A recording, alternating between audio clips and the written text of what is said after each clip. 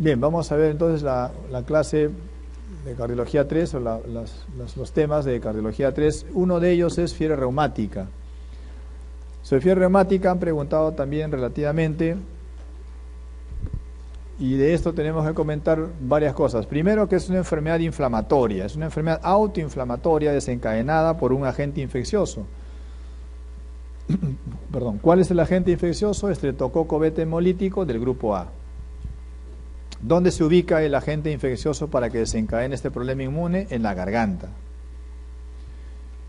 ¿En qué edad es más frecuente? En niños, e incluso hasta en adolescentes, y las mujeres son las más afectadas. ¿Y qué ocurre? Ocurre que el agente infeccioso está en la garganta y desencadena una respuesta inmune, inflamatoria primero para eliminar el agente infeccioso, pero cuando este agente infeccioso está persistentemente estimulando, y eso ocurre en faringitis que no se controlan o no se tratan adecuadamente, esta faringitis desencadena en el sistema inmune una respuesta que, lejos de solamente dañar al estreptococo, también empieza a dañar cerebro, articulaciones, corazón, piel, tejido celular subcutáneo. Entonces, ¿cuál es el órgano más frecuentemente dañado? Las articulaciones. 70% de los pacientes con fiebre reumática tienen compromiso articular. Y el corazón no se daña muy frecuentemente, pero cuando se daña puede ser un compromiso importante. Tan importante que deja secuelas, ¿no? Como vamos a ver. Entonces no olviden, el estreptococo beta hemolítico, hay veces hay menos del 5% de toda la faringitis estreptocócica que hacen esta enfermedad. Cuando hay epidemia de faringitis estreptocócica aumenta mayor el riesgo, ¿no? Bien, entonces el estreptococo beta hemolítico, que tiene su pared, tiene su membrana citoplasmática, ¿no? Tiene su cápsula, tiene elementos antigénicos que hacen que nosotros empecemos a hacer, digamos, una respuesta cruzada, una reacción cruzada, y nos equivoquemos, y en vez de atacar al ácido hialurónico del microorganismo, atacamos la articulación. En vez de atacar la proteína M del microorganismo, atacamos el miocardio. En vez de atacar carbohidratos del microorganismo, el tejido valvular, y así nos equivocamos por, digamos, elementos antigénicos que se parecen a los propios, ¿no? A los propios. Los criterios son clásicos para el diagnóstico de esta enfermedad, no se han modificado realmente desde hace mucho tiempo, y hay criterios mayores y menores. Criterios mayores: aquel que les comenté, compromiso del corazón, carditis, o sea, puede ser miocarditis, pericarditis o endocarditis. En cualquier zona del corazón inflamada tendremos una clínica, ¿no? Por ejemplo, derrame pericárdico, ya sé que hay pericarditis. Insuficiencia cardíaca, ya sé que hay miocarditis. La poliartritis es típica de estos pacientes de grandes articulaciones y tiene un carácter migratorio. O sea, aparece en una articulación, luego disminuye la intensidad y aparece en otra, disminuye y aparece en otra. Migratorio, parecido a la artritis gonocócica. El eritema marginado, que no es muy frecuente, pero que se presenta en la piel. La corea de Sydenham, es una patología que afecta sobre todo los ganglios basales y produce, pues, este tipo de movimientos muy rápidos y súbitos. Y los nódulos subcutáneos, que no son dolorosos, tampoco son frecuentes. Hay criterios mayores y criterios menores, ¿no? Menores, fiebres o artralgias, que el PR esté prolongado, que la BCG y la PCR estén elevadas. Y estos criterios menores o poco específicos apoyan a veces al diagnóstico. ¿Por qué? Porque normalmente el diagnóstico es con 2 criterios mayores. Normalmente. Pero a veces solo hay un criterio mayor. Y si solo hay un criterio mayor, vamos a requerir de los criterios menores para el diagnóstico. Entonces, 2 criterios mayores, diagnóstico, o un criterio mayor y 2 menores, diagnóstico. Pero siempre es 100%, siempre, aparte de los criterios para el diagnóstico, tiene que demostrar la presencia del microorganismo. ¿Y cómo demuestra la presencia del microorganismo? Con cultivo o con anticuerpos desencadenados ante este bicho. Entonces, ya sea por cultivo o ya sea por antiestreptolicina O, que es un anticuerpo que nosotros vamos a producir contra este microorganismo, vamos a entonces completar el diagnóstico presuntivo. No hay diagnóstico de fiebre reumática si solo tenemos los criterios, requerimos la presencia del microorganismo. En cuanto a la patología articular, poliartritis, recuerden que 70 o 75% la presentan, pero es un trastorno benigno. A las 2 o 3 semanas prácticamente se recupera el compromiso articular, no deja secuela o rara vez deja secuela. No olviden, tiene un compromiso migratorio, afecta articulaciones grandes, tratamiento aspirina. El problema es cuando afecta el corazón. Y de 100 pacientes, o en todo caso del grupo de pacientes que tienen este cuadro, un 30% tiene compromiso articular. Perdón, compromiso cardíaco, ¿no? El compromiso cardíaco, como ya les dije, puede ser en el endocardio, miocardio o el pericardio. Pero lo más frecuente que se presenta y lo que vienen más en las preguntas, no olvidar, es el compromiso a nivel endocardio. O sea, produce una endocarditis. Claro, es una endocarditis aséptica, ¿no? Aséptica, es inflamatoria. Y el problema que produce cuando daña el endocardio es que origina lesiones a nivel de las válvulas. Porque inflama la válvula, sí. Y puede dejar cicatrices, sí. Y una válvula inflamada y dañada con cicatrices es un campo de cultivo para las endocarditis infecciosas después de muchos años. ¿Qué válvula es la que más se daña? La válvula mitral, ¿no? La mitral, y le sigue la aórtica, le sigue luego la tricúspide, y más raro que se dañe la pulmonar, más raro. El problema de las válvulas en la endocarditis no es en el momento, aunque en el momento también puede haber daño agudo, ¿no? Sobre todo insuficiencias valvulares de mitral o aórtica. El problema más importante es después de muchos años. ¿Por qué? Porque después de muchos años lo que va a haber es una estenosis de las válvulas. Después de 15 o 20 años de haber tenido el episodio de fiebre reumática en la juventud, en la niñez, va a ser el paciente estenosis de la mitral, estenosis de la aórtica, y además no solo estenosis, también estenosis junto con insuficiencia. Pero eso es después de muchos años. En el momento agudo de la fiebre reumática, el paciente hace insuficiencia o mitral o aórtica. Y por eso escuchamos soplos de insuficiencia mitral aórtica, aunque hay otros soplos también que se deben recordar en esta patología, como el soplo de Carey-Combs, que es un soplo por hiperflujo, soplo diastólico. No sé si se acuerdan cuando hablamos del soplo de Carey-Combs, soplo diastólico. Muy bien, les dije que el corazón se compromete, puede ser pericardio, miocardio, acá hay un derrame, por ejemplo, en este paciente, y aquí hay compromiso de articulaciones grandes que imposibilitan caminar a esta paciente, pero el cuadro es transitorio, recuerden, es un cuadro benigno, no deja secuela. Los pacientes con corea de Sydenham son pacientes que en realidad han tenido meses antes un compromiso articular o un compromiso cardíaco. ¿Cómo es esto? Lo que pasa es que la corea de Sydenham aparece meses después del cuadro agudo de la fiebre reumática, o sea, cuando ya parece que el paciente está mejorando, no hay compromiso articular, no hay compromiso cardíaco, el compromiso en la piel desapareció, el paciente empieza a hacer movimientos súbitos, ¿no? Movimientos súbitos tipo baile hawaiano, ¿no? Entonces, la corea de Sydenham aparece tardíamente en la enfermedad. Y cuando ya no están los otros criterios, o de repente uno ni cuenta se dio que tuvo los otros criterios. Por ese motivo, la presencia de corea de Sydenham hace diagnóstico por sí solo como único criterio para esta enfermedad. No requiere de otra condición. Los nódulos subcutáneos son relativamente frecuentes, ya les dije que no producen dolor, y después que aparecen, a las 2 semanas ya están desaparecidos. Eritema marginado es lo más raro que hay, es un eritema, pues, como su nombre lo dice, muy irregular, un eritema, pues, con bordes irregulares, geográficos. Aparece también y desaparece bastante rápido. ¿Cuál es el tratamiento de la fiebre reumática? Primero, eliminar el microorganismo que está en la garganta. ¿Cuál es ese microorganismo? Es el Streptococcus beta hemolítico. ¿Qué le damos? Penicilina. Muy bien, pero si es alérgico, eritromicina. Monodosis, penicilina G benzatínica. Si es un adulto o un paciente de más de 27 kilos, 1.200.000 unidades internacionales. Si es un niño menor a 27 kilos, la mitad, 600.000 unidades. Intramuscular, monodosis, ya está, se acabó, ya murió el bicho. ¿Ya murió el bicho? Sí, pero el paciente, si se infecta otra vez, va a tener otro episodio de fiebre reumática. Por lo tanto, la fiebre reumática no da solo una vez, puede dar varias veces.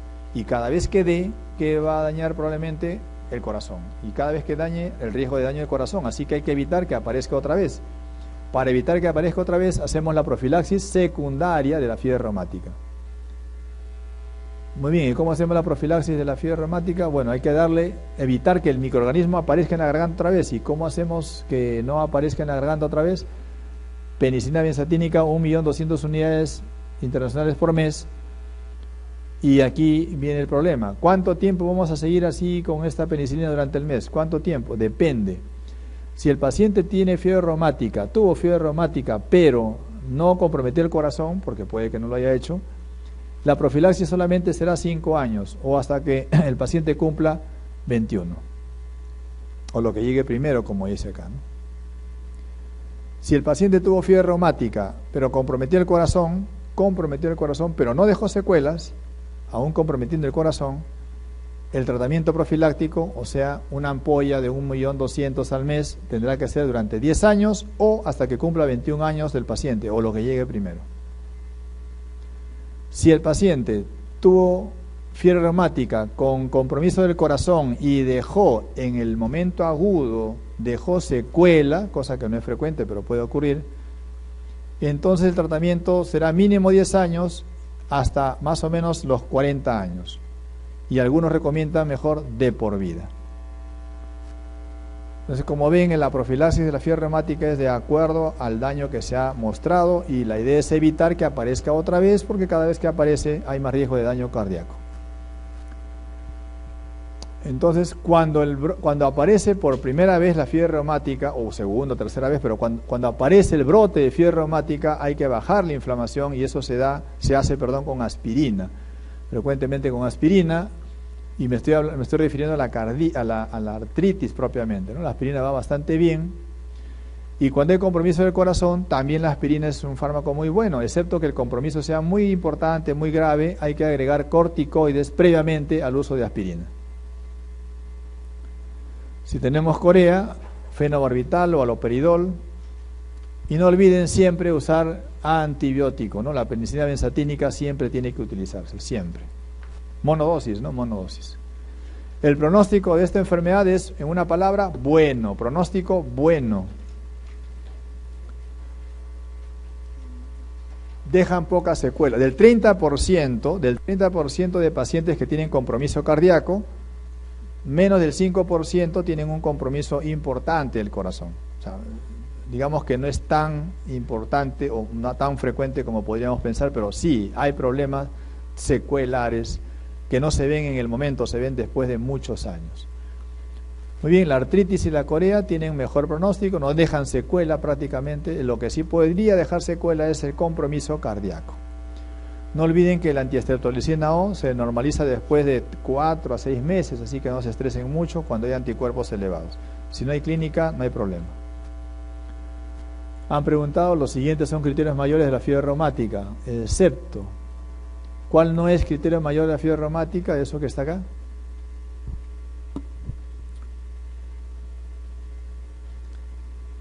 A ver, ¿dónde se ven los nódulos de Heberden? Pues acá, no, los nódulos de Heberden se ven artrosis. Son nódulos de las interfalángicas distales de artrosis. Eso no aparece acá, así que eso no cuadra. La válvula cardíaca que más se compromete en el caso de fiebre reumática en el sexo femenino es, la válvula que más se compromete de forma aguda y como secuela posterior es la válvula mitral. Válvula mitral. En una etapa aguda, en la propia fiebre reumática, hace insuficiencia y cuando parece que ha sanado, la inflamación crónica, después de 15 o 20 años, hace que haga estenosis y el paciente viene con disnea por estenosis mitral. ¿Cuáles son las válvulas que más frecuentemente se afectan en fiebre reumática? La primera es la mitral y la segunda es la aórtica. Buscamos mitral y aórtica, la letra B, ¿no? Mitral y aórtica.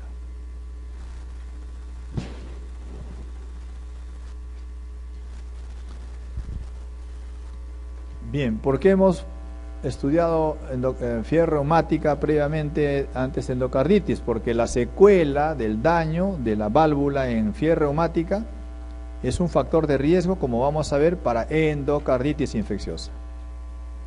Las endocarditis infecciosas pueden aparecer en el contexto de una válvula, de un endocardio dañado previamente, pero también puede ser un endocardio sano, sin daño previo.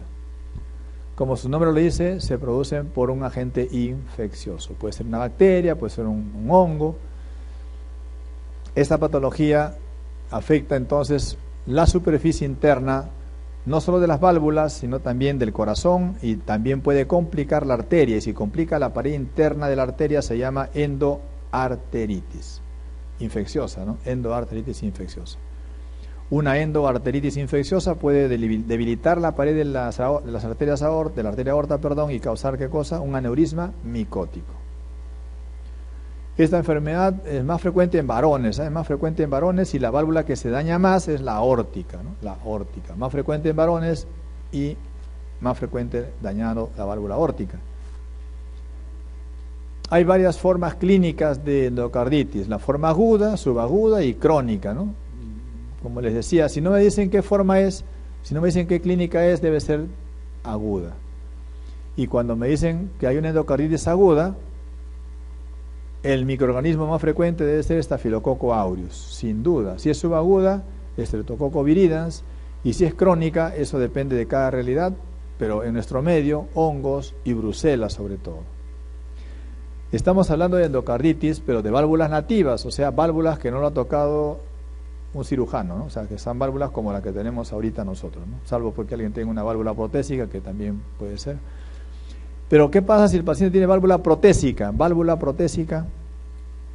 y hay una infección? Cosa que es crítica, porque después de tanto sufrimiento para que le cambien la válvula se infecta, eso es fatal. ¿Puede pasar? Sí. Si eso ocurre antes de los 12 meses de haber sido operado el paciente, hay que pensar que el agente infeccioso puede ser más frecuente el de Staphylococcus epidermidis. No es que sea el único, ¿eh? Puede ser también el aureus, el viridans, sí, puede ser cualquiera, pero el más frecuente por probabilidad epidermidis. ¿Por qué es importante saber eso? Porque cuando empezamos tratamiento empírico, el epidermidis debe recibir, ¿qué cosa? Vancomicina. ¿Por qué? Porque frecuentemente es resistente para oxa. Si la endocarditis en válvula protésica aparece después de 12 meses de haber sido colocada la válvula, bueno, se puede tratar como si fuera una válvula nativa de repente con un estreptococo o un estafilococo, sobre todo estreptococo, que puede estar haciendo problemas, ¿no? Pero no olviden en la temprana Staphylococcus epidermidis. Crónica no, drogadictos. Los drogadictos también tienen factor de riesgo para endocarditis. Primero, que en los drogadictos el lado que se compromete del corazón es el lado derecho, y la válvula que más se daña, por supuesto, será entonces la válvula tricúspide. La válvula tricúspide es la válvula más dañada en endocarditis por drogos endovenosos. Y el microorganismo más frecuente es Staphylococcus aureus, ¿no? Staphylococcus aureus. Algunos datos para recordar endocarditis. Si la válvula está dañada, la mayor probabilidad que podamos tener del agente infeccioso que causa endocarditis es el viridans. Válvula dañada, el viridans se mete más frecuentemente. En cambio, el Staphylococcus aureus no necesita que la válvula esté dañada. Por eso una bacteriemia por Staphylococcus aureus nos pone los pelos de punta. Una bacteriemia por el Staphylococcus aureus, si no la controlamos, se lleva la válvula, ¿no? Rapidísimo, hacen endocarditis. Si el paciente tiene un procedimiento dental, ¿no? Le sacan un diente picado, en mal estado de higiene, en la cavidad oral, recuerden, está el viridans. Y entonces, si ha habido una exéresis del diente, la sangre contaminada por este bicho, viridans, entonces ahora predispone a que haya endocarditis. Entonces, endocarditis subsecuente a un procedimiento dental, piensen en viridans. Endocarditis subaguda, viridans. Endocarditis en vías de desarrollo, viridans. ¿Por qué? Porque en países con vías de desarrollo es frecuente la fiebre reumática. Y si la fiebre reumática condiciona daño en la válvula, mayor riesgo de endocarditis. ¿Qué endocarditis? Viridans. ¿Qué bicho, no? Viridans, básicamente. Endocarditis aguda, aureus, ya dijimos. Prótesis valvular temprana, epidermidis. Drogo endovenoso, aureus. Crónica, hongos, ¿no? Hongos, tuberculosis. Entonces, el problema que se genera en una endocarditis infecciosa es que la válvula está dañada, o no, pero frecuentemente dañada, y sobre eso se adhiere plaquetas. Se forma un trombo plaquetario, luego de ello se agrega también fibrina, pero es aséptico. De todas maneras, el trombo es aséptico, sin bacterias. Cuando hay bacterias en la sangre, encuentra este trombo aséptico y es básicamente colonizado. Y al ser colonizado comienza a crecer, y al crecer forman masas que se llaman vegetaciones. Esta vegetación que está en una de las valvas puede dañar directamente al corazón, produciendo destrucción del aparato valvular. O sea, una forma de daño de endocarditis es destrucción del aparato valvular por contacto directo. Otra forma de lesión de la vegetación es porque se desprenden pedazos de la vegetación y migra y emboliza cerebro, riñón, etc. Pero eso es una macroembolización. También hay una microembolización. Pequeñas cantidades de detritus van a ir a embolizar zonas periféricas en el cuerpo y pueden producir hemorragias en astilla o puntiformes en los lechos unguiales. Pueden producir lesiones de Genoway, que son en los dedos, que no son dolorosas. O sea que entonces la vegetación puede dar macro o microembolizaciones, sí, como segundo mecanismo de daño. Y un tercer mecanismo de daño es que estas vegetaciones condicionan anticuerpos y se producen inmunocomplejos. Inmunocomplejos que están circulando y van a ir al riñón produciendo glomerulonefritis, van a ir a los ojos, por ejemplo, produciendo lesiones en el fondo del ojo, comprometiendo la retina, se llaman lesiones de Osler, manchas de Roth. Los nódulos de Osler se generan en la zona periférica, en las manos, son nódulos también dolorosos, lo vamos a ver en un momento. Pero entonces la vegetación, y eso es para precisar, produce daño de diferentes formas, directa e indirectamente, ¿no? Pero este es el problema en general, la vegetación. Luego con el antibiótico terapia se intenta resolver todo, aunque no siempre, porque a veces hay que hacer cirugía, pero luego con el tratamiento, en teoría, tendría que haber una mejoría importante, aunque ya con cicatrización, y recuerden que cuando hay cicatrización siempre se predispone a una infección nueva, ¿no? Acá están las formas de daño que les dije, una forma de daño local por destrucción de la válvula, sistémico por embolización o microembolización, y sistémico también por mecanismo inmune, por inmunocomplejos. Las vegetaciones frecuentemente están en la región, en este caso, de mayor presión, es decir, en la aurícula. Cuando se contrae, pues en esta parte comienza a fomentarse la formación de vegetaciones, o sea, en las valvas AB que están mirando a la aurícula, y en cambio la vegetación que está en los ventrículos es el que está mirando específicamente a la región de la válvula de las válvulas, aórticas, que miran a la región del ventrículo izquierdo. Dos signos característicos en esta enfermedad: fiebre, ¿no? El paciente no sabe por qué fiebre, hay que buscar endocarditis. La fiebre puede ser aguda, subaguda, crónica, y un dato clave: aparece soplo cardíaco. No había y ahora aparece. ¿Por qué aparece el soplo cardíaco? Por destrucción de la valva. Al destruirse la valva se genera un soplo de insuficiencia. Los soplos de insuficiencia son típicos de la endocarditis infecciosa por destrucción valvular. Y soplo de estenosis, mucho más raro, eso no es lo frecuente. Acá están las lesiones que les dije, las lesiones en astilla o en puntiforme por microembolización, lesiones de Genoway también por microembolización, por bacterias que microembolizan, y acá están los nódulos de Osler, que sí son nódulos dolorosos y es por inmunocomplejos que produce un fenómeno inflamatorio importante. Estos inmunocomplejos no solamente se precipitan en la periferia, también se precipitan a nivel ocular, produciendo las manchas de Roth. Manchas de Roth, lesiones a nivel de la coroides, en realidad de la capa vascularizada del corazón, de los ojos, viene estado por la coroides, ¿no es cierto? Entonces ahí hay gran proporción, produce una uveitis posterior. También emboliza el pulmón, ¿no? Emboliza el pulmón, pero ¿cuándo hay embolización al pulmón? Cuando el endocarditis es del lado derecho. Endocarditis del lado derecho emboliza a pulmón. Si es lado izquierdo, no debe embolizar a pulmón, ¿no es cierto? Si es lado izquierdo, emboliza cerebro, riñón, etcétera.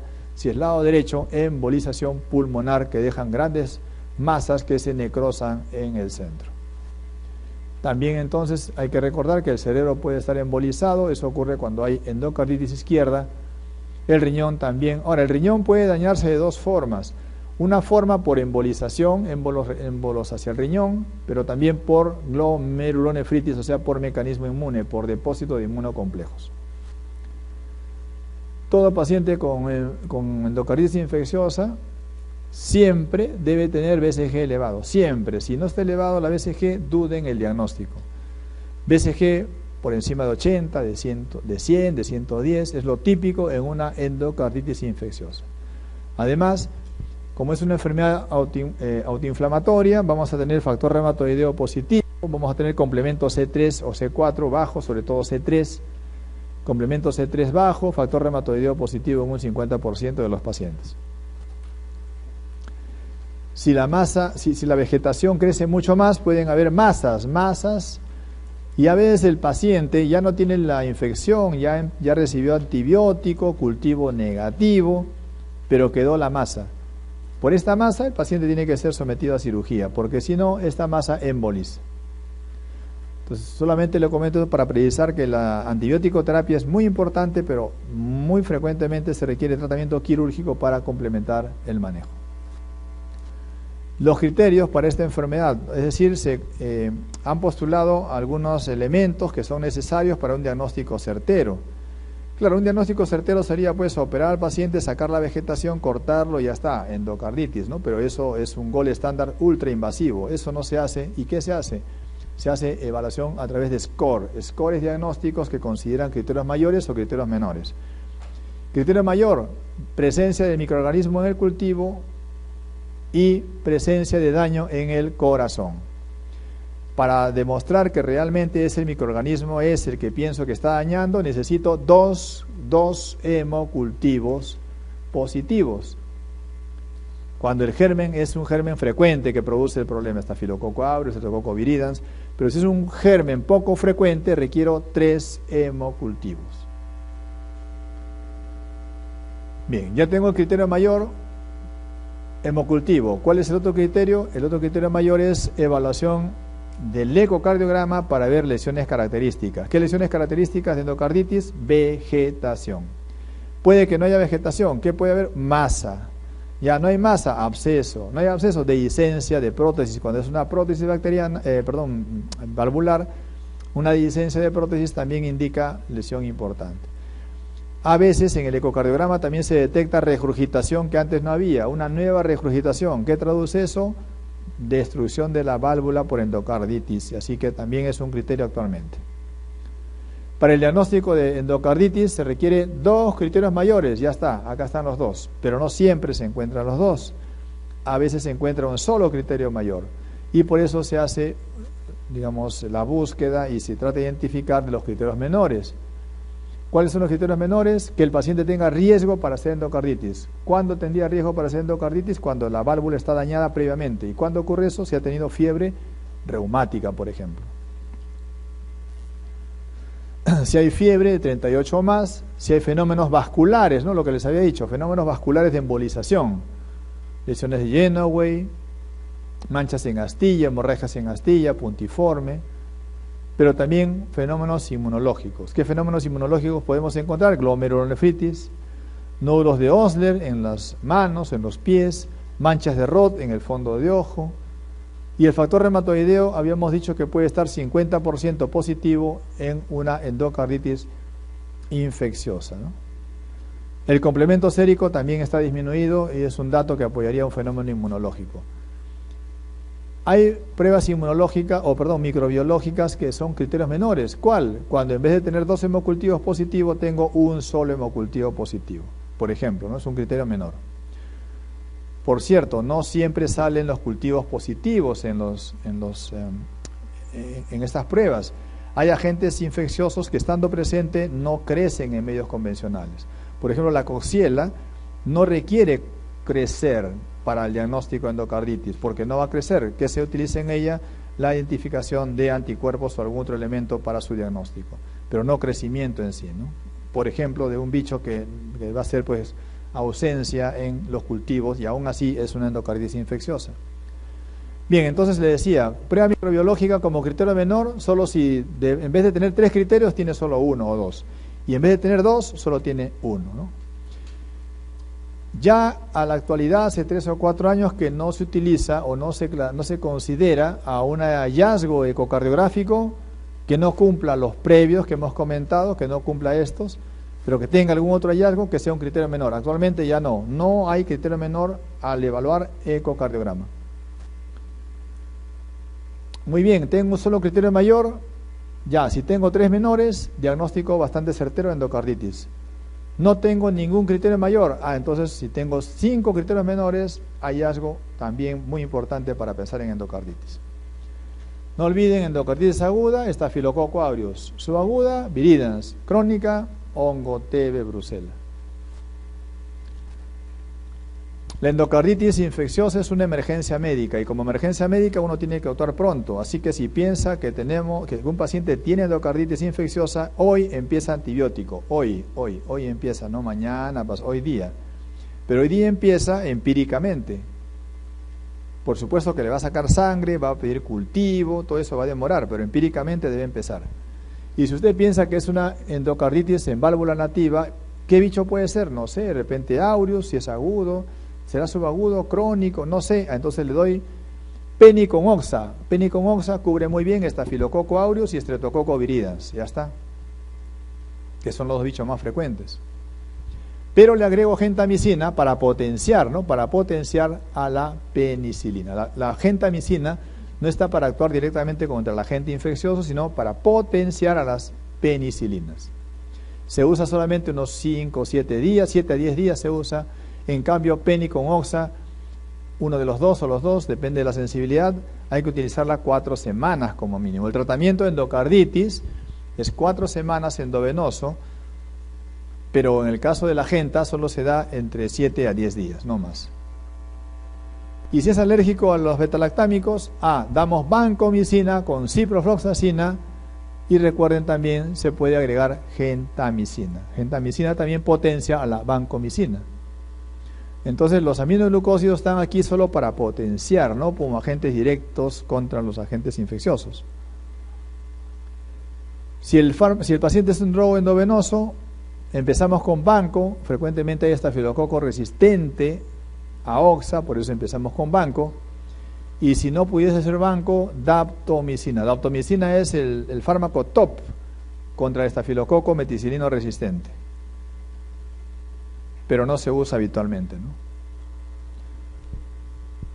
Válvula protésica, endocarditis, que habíamos dicho que probablemente sea un estafilococo epidermidis. Si es epidermidis, hay que empezar con vancomicina. Le agregamos rifampicina para evitar resistencia y gentamicina para aumentar, ¿qué cosa?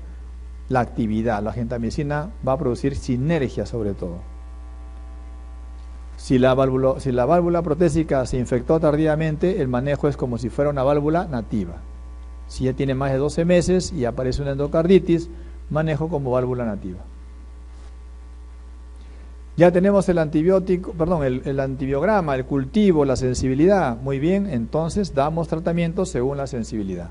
Frecuentemente el estreptococo, cuando salga positivo, el estreptococo es un bicho muy noble. A las 2 semanas nomás puede desaparecer. Ya, pero el juicio clínico es el que manda. Las guías dicen 4 semanas, pero el clínico puede a las 2 semanas suspender el tratamiento, siempre con hemocultivos negativos, por cierto. Pero no se confundan, ¿eh? En general, ¿cuánto tiempo debe durar el manejo para endocarditis infecciosa? 4 semanas. ¿Puede ser 6? Sí. ¿Puede ser 2? 2, sí, pero 4 semanas en promedio. Por ejemplo, estafilococo aureus, sí o sí, 4 semanas. ¿Puede ser un poco más? Sí. Sobre todo es más semanas cuando es un bicho muy complicado de manejar, el enterococo. El enterococo es un problema, ¿no? Así que mucho cuidado, el tratamiento puede ser entre 6 a 12 semanas, fíjense. En el caso del enterococo, sobre todo el enterococo faecio, ese bicho es un problema.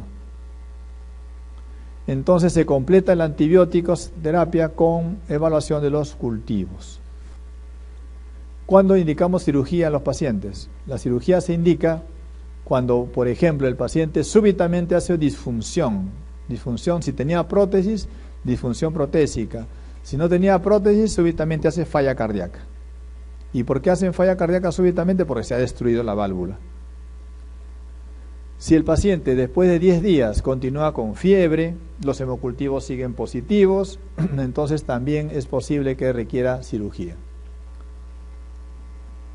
Si hay algún microorganismo de difícil erradicación, brucela por ejemplo, u hongos, también ir pensando en muy probable cirugía. Si hay un absceso perivalvular o periprotésico, también igual pensar en cirugía. Si hay embolismos a repetición, también se indica cirugía. Entonces, la cirugía en todas estas condiciones.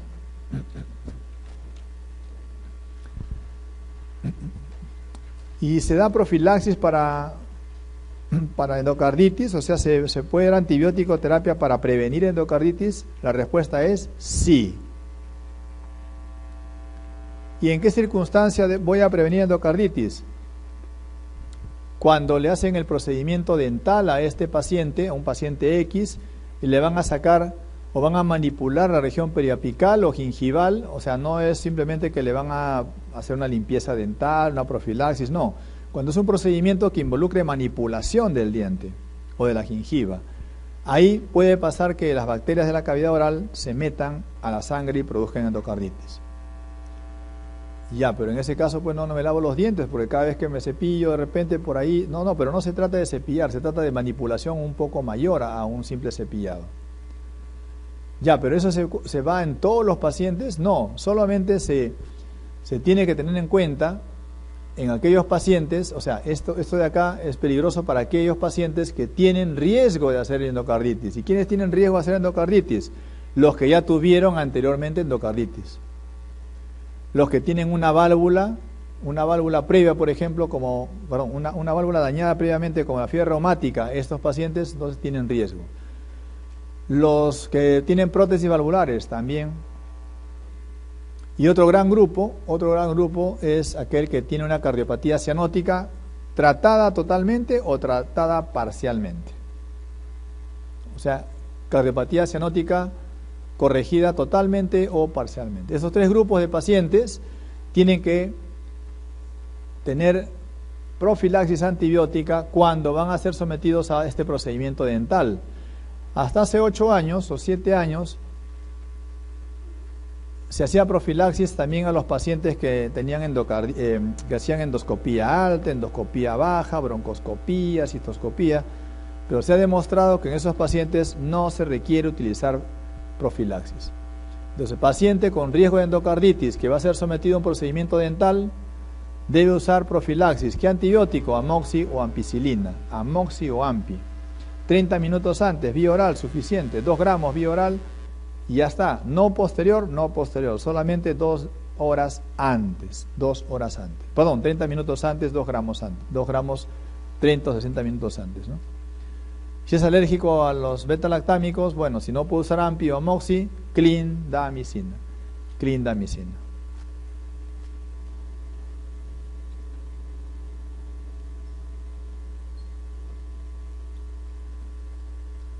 ¿Qué no se encuentra en endocarditis? Veamos, pues, tiene fenómenos embólicos para regalar. Fiebre también. Soplo cardíaco, claro, insuficiencia, ¿no? Esplenomegalia, sí. ¿Por qué? Porque como hay inmunocomplejos, ¿quién destruye inmunocomplejos normalmente en el cuerpo? El macrófago que se encuentra en el vaso. Si el inmunocomplejo es de mediano tamaño, el macrófago lo fagocita y ahí queda. Y va creciendo, el hígado aumenta de tamaño y esplenomegalia. Si el inmunocomplejo es muy chiquito, no lo puede eliminar fácilmente, ¿no? Cuando es muy chiquito no lo puede eliminar y ese es un problema, ¿no? Se le escapa y muchas veces estos pacientes tienen problemas a nivel renal por este tipo de inmunocomplejo. Bueno, respuesta entonces: colangitis. Colangitis no es lo que se ve en el paciente con endocarditis. Y acá son signos periféricos de endocarditis menos, ¿no? ¿Cuál no es el signo periférico de endocarditis? Todos son, menos uno.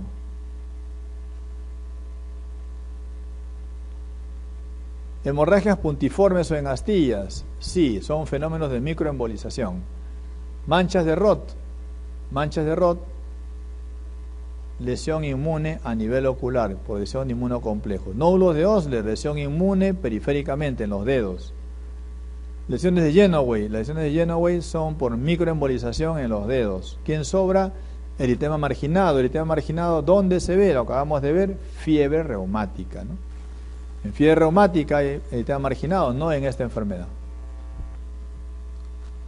¿Qué agente es? Una brucela. Ya de saque nomás una brucela ya me da mala espina porque probablemente dañe bastante y requiera tratamiento quirúrgico.